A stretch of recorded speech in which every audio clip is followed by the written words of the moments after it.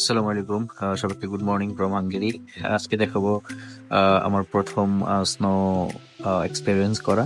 So এটা এতটাই special ছিল কারণ আমি প্রথম। তারপর যাই হোক, বাসা থেকে বের হতে না হতে দেখলাম আঙ্কেল মুরব্বী তার গাড়ি এতটাই স্নো পড়ছে আগের দিন রাতে, পুরো গাড়িটাই হচ্ছে স্নোতে ভরে গেছে। উনি তার গাড়ি পরিষ্কার করছিল আর আমি সেটা ভিডিও করলাম এনিওয়ে।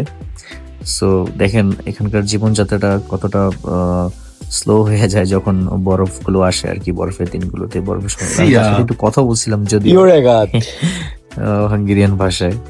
তারপর হচ্ছে যে উনি একের পর এক এগুলো পরিষ্কার করতে লাগলো।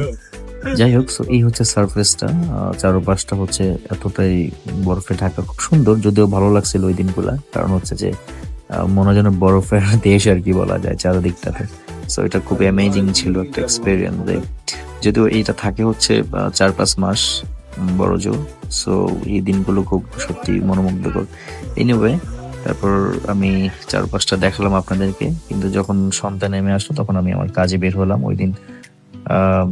সো দেখেন রাতের অন্ধকার বা রাতের আলোতে কত সুন্দর লাগে চারপাশটা।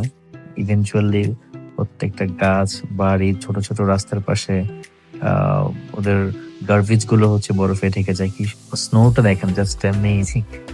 সো স্নো গুলা 2-3 মিনিট দাঁড়িয়ে থাকলেই নিজের শরীরও ঢেকে যায় স্নোতে। তারপর আমি যাত্রা শুরু করলাম।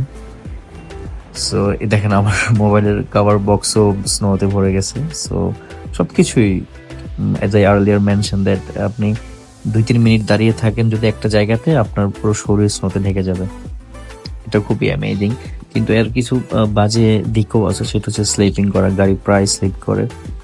আমারটা তো মোটর সাইকেল, স্লিপ করে। বড় বড় গাড়িগুলো তারা তাদের গতি হারিয়ে ফেলে অনেক সময়, আর আমি সেটা দেখছি। ইভেনচুয়ালি নর্মাল মানুষও যখন হাঁটে তখনও তারা তাদের মানুষ পড়ে যায়। সো তো এই ছিল ভিডিও। সবাই ভালো থাকবেন, সবাই দোয়া করবেন। আসসালামু আলাইকুম।